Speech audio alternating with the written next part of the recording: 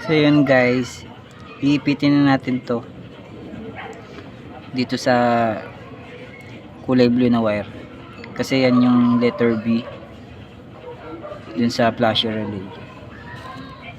So ito yung stock relay nya, dyan sa letter B tayo mag-iipit.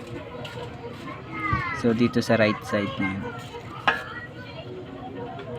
So ipitin na natin dito natin yan sa blue. So pasok na natin yung wire.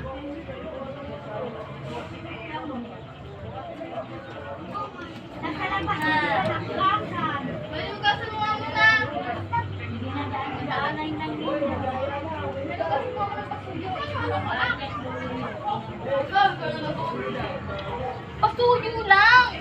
Ito na guys, oh. Napakatamad mi. Hindi pa naliligo eh. Bago-bago na.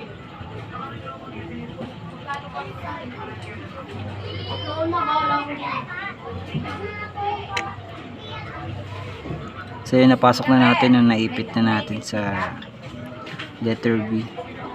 Wala ka na dyan tayo. Babawas na lang. Wala eh. Makaya mo na lang binigay ba? Oh. Ito na nga ba?